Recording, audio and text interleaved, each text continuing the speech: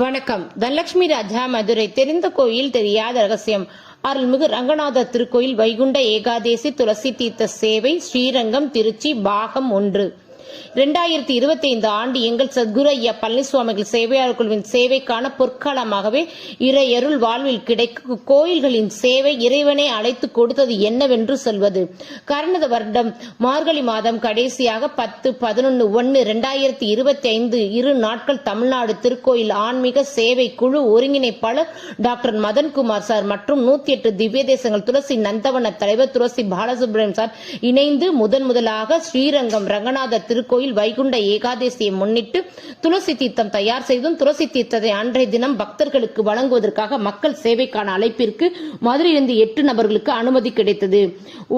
ஸ்ரீரங்கம் 10-1-2025 அன்று கிளம்பி சேவையாளருடன் சென்ற போது ஸ்ரீரங்கம் 108 திவ்ய தேசங்கள் முதல் திவ்ய தேசம். இங்குள்ள கோபுரங்கள் மின்விளக்கில் அலங்காரத்துடன் ரங்கரங்க கோபுரம் அருமையாக காட்சியளித்தது.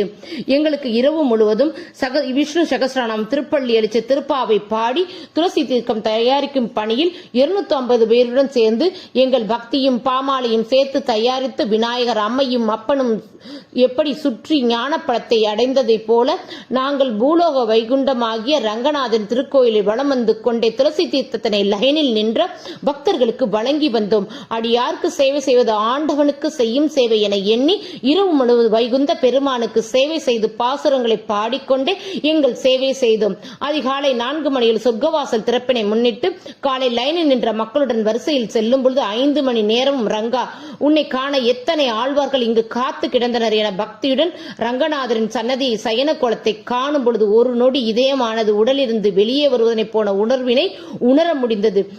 இறைவனின் திருவடிகளை சேவித்துவிட்டு தங்க விமானம் கண்டு பரமபத வாசல் அடைந்து நடந்து எங்கள் காடில் உணர்ச்சியற்றதை போல உணர்ந்து சொர்க்கவாசல் மிதிக்கும் பொழுது பூக்களாக கொட்டி கிடைப்பதனை பார்க்கும் பொழுது சொர்க்கத்திற்குள் தான் நாம் இருக்கிறோமா என்ற மனது எண்ணி மகிழ்ந்து பூக்களை மிதிக்காமல் எடுத்து வந்து சேவையாளருக்கு சூட்டிக் கொண்டோம்.